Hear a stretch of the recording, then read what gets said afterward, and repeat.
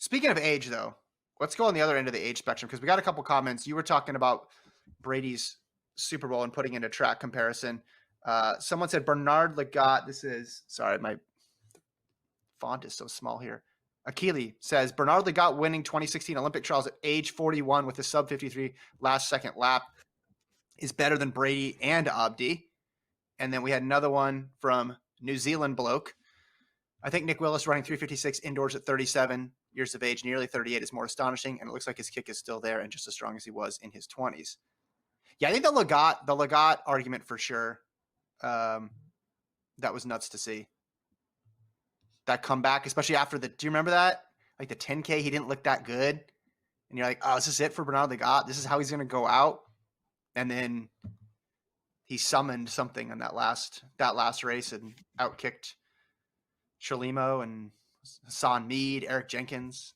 It was loud. Do you think in your lifetime you will see another 40-year-old do something that Lagat did?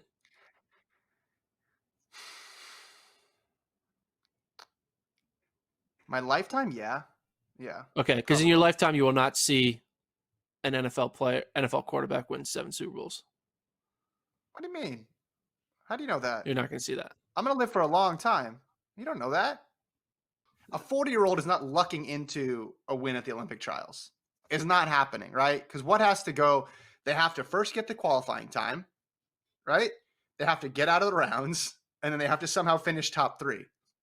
Or in Bernard Lagat's case, win the race and go on to the Olympics. Like, that's really hard. Could you argue Bernard Lagat got lucky based on the race tactics that developed being best suited for him? You could, but I don't know if it was best at that age. No, it wasn't that dissimilar to every other 5,000. I've seen one clearly lucky, and I think you were there. 2014 Sacramento USA Outdoor Championships, men's 800, a massive fall, took out basically everybody except who was in front. Was it Kaz Loxam who didn't fall down? It was the weirdest race. Yeah, if you just like somehow tuned in halfway, you'd be like, "Wait a minute, is this like a marathon?" Like the gap was enormous. That reminded me of that short track speed skating thing where everybody falls and then some guy who's in last place is like, "Well, I get the gold medal." No. But in most cases, it doesn't happen. Dude, wouldn't it be awesome if like indoor track had like that thrill the way indoor speed skating had, where like you like that? You could just like that. I love that because it's like gambling, you know. It's just like, oh, let's see what happens, you know. Just shove them up and deal. Like, I don't know. I think it'd be kind of wild if like every like indoor track was like let's do like instead of a 200-meter track, it's like a 50-meter circle track, and they're just like always like shoving and pushing. It'll be fun. Let's see. Let's make it happen. We got a couple emails I wanted to read here. A couple people talking about we didn't mention the Virginia Tech men. 5 of them broke 4 in the same race, which I expected you to be all over that. Well, I'm the one who tweeted it, so I talked about it. We didn't talk about it on this podcast, but I was one of the first to make the announcement. Hey, this just happened. I screenshotted those results and I tweeted it out. Gave them some love. There you go. So we didn't talk about the pod, but yeah, I mean they ran a bunch of 359s, which still good, and Oregon's about to probably do the same thing this weekend. It does get me excited though if Virginia Tech like stays healthy, you know, try to put together a really good 4x mile at Penn Relays. That'll be fun to watch. But anytime your 5th best runner is running 359, your coach is doing something right. So much props to them. Let's go through this real quick. We got a question about Shelby Houlihan not racing at the Prickly Pear race. Not sure. I would guess she's fine, but do we really know anything about any athlete? I mean, no. Do we know anything? If it's another month that goes by and we don't see her racing, then I guess that would be a big deal. I mean, Centro pulled out of the New Balance meet, but other than that, and Bartlesmeyer is in there, but other than that, it seems like they're prioritizing just racing in outdoors meets right now. correct? Like they're not Yeah. making a big push for indoors. But that also means that since her teammates have been racing, that we should expect to see her. So I'd say give it another month, 3 weeks, and then get concerned. Pete B writes in, he says, maybe I'm alone in this, and I know it probably isn't your area, but why does FloTrack post the results in the title? Some people actually like to watch races without knowing the outcome. That is just dumb. Why not Ingebrigtsen throws down and leaving, or holy SH star Sagai came to run? I don't know. Maybe it's just me. It's just you. Defend yourself, Gordon. It's just you. Watch it live if you don't want to know what happened. It's not the responsibility of the internet to withhold spoilers for everyone. I was looking at others. I don't know. If you go to the front page of ESPN after the Super Bowl, are they going to be like, did Brady win? Find out. Click here. Well, no. I think what Pete's saying is just like, but if you DVR'd the Super Bowl, right, and then you went to watch it, it's like, how does he watch the race on demand without having it be spoiled? Full event replay doesn't have any spoilers in it. Okay, well, there you go. Yeah. So, but how does he get there without? How does he get there without going to the homepage? Go to the Flow Sports app. Click on it. Okay, good. Tell him how to do it. This is good. Scroll down. Click full event replay. Boom. There it is. Or have someone else scroll get to the video for you. Click play and then watch it. So someone it's allowed to see the spoilers. Like have your son. It's like, hey, have your 6-year-old just like find the video for you and then make it full screen and then you're good. All right, last one here. This is from Kevin. It says Gordon downplayed the significance of a high school boy breaking the national record. He beat every high school boy of all time, which indoors I'm adding. That's which not true. Guys like indoors I'm saying, which includes guys like American high school boy. That's what you're talking about. Which includes guys like Ryan Webb, Hunter Fisher, and LaCory. Saying that sub 4 isn't what it used to be is irrelevant to the point that he set the record. Saying that COVID allowed guys more time to train also applies to college guys. It's worth pointing out that he would be 4th in the NCAA, wedged between the guy who won his race and a guy he beat in that race. We are 5 weeks into NCAA season, and an 18-year-old high school kid who had never run on a bank track or run within 20 seconds of the time was able to run faster than all but 3 of the 18 to 24-year-old guys in the NCAA. Would not be surprised if this kid runs 355 indoor and 350 outdoor, which would place him in a competitive position for trials. And he also brings up the Vatek thing.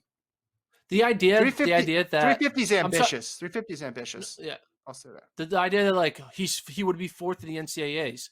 You do realize that like 70% of the best distance runners are not running indoor, and that's why like it's easier to be 4th in the NCAA. Like you'll see, I think Jared Naguse would be better than him, right? So that makes him 5th in the NCAAs, right? I think Luis Grijalva would probably run a faster time. So that makes him 6th in the NCAAs. Like you could keep going and add more and more people who can run fast miles who would make the 357 become 14th in the NCAA. Still great. Still 14th. Still awesome. 357 is still good. And also, Alan Webb ran 353 in 2000, what? One outdoors, like 20 years outdoors. He's talking indoors. He's talking indoors. I know he's talking indoors, but like, I like how you channel all the rage to me as if I wrote the email. Like, come on, man, chill. No, it's great. And 357 is great, and he should be happy. His parents should be proud. He's probably going to go on and be a great athlete, maybe even make an Olympic team, and he's going to have a huge legacy. But it's not like the guy ran 349. So it's got just like, that's all I'm saying. What about Salomon Vargas? What I want to know. Why are we not talking Americans about love to attach to like records and then think it's like the most incredible thing in the world. But sometimes we have to recognize like the world is bigger than just the track and field news top 10 list. And that just because you're at the top of that list doesn't mean like we are witnessing history. Yeah, we're witnessing technical history because it happened to be on the indoor track and under the age of this and still enrolled in a U.S. systems high school that is founded by, well, like, we get it. But, like, in the end, it's a 357. Like, that's what it is. Yeah. It's a 357, which is Which is great. better than 350. I will it's never better run a than 357.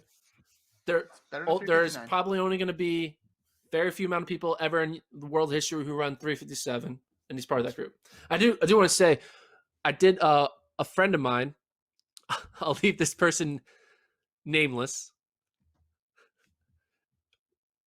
When this person said, "Did you see that Keebler kid?" And they They didn't said know how Keebler? to, Keebler Elf. They're like, Mhm. who in the fast time was it like Keebler Elf, Keebler something? And I laughed out loud because that was their reaction to Hobbs Kebler. Well, that's his name, Hobbs Kebler? Kessler. So I even messed up. His name's Hobbs Kessler. And the person's like, oh yeah, Keebler, like Keebler Elf. And I thought that was funny, their reaction to that person's name. Hobbs Kessler is a very unique name. It's a good name. It's a great name. Yeah. I think That's he's up there got a with bright. JP and Joe Dragon. Go for it. Yeah. I think he's got a bright future just because, I think so too. again, he's only behind.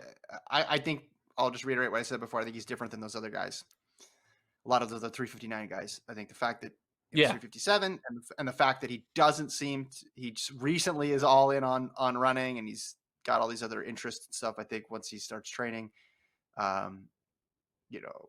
gets more years of training under his belt, I think we could see him get into the low 350s. 350 this year, obviously, like way ambitious, but and if you get to 350, then you're competitive, obviously, then internationally. I mean, he doesn't have far to go to get competitive internationally, but he does need to obviously knock off time, right? Because if 357 is like a 340 1500 runner, right? A 340 1500 runner, we wouldn't say going into most like U.S.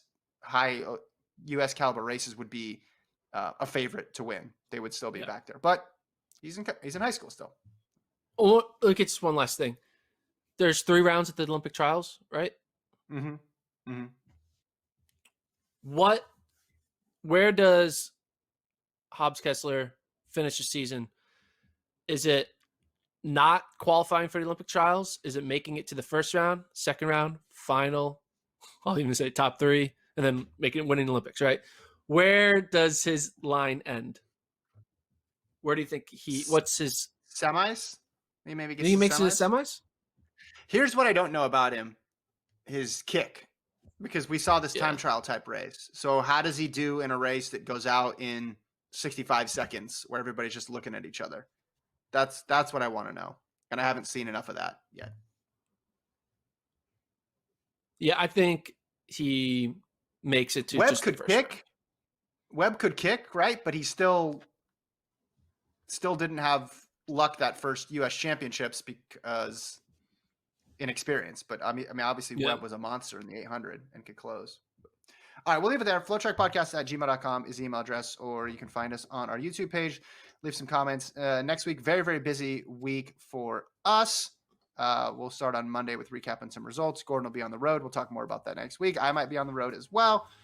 Thanks to Alon for producing. Enjoy all the track and field this weekend, guys, and we will see you on Monday.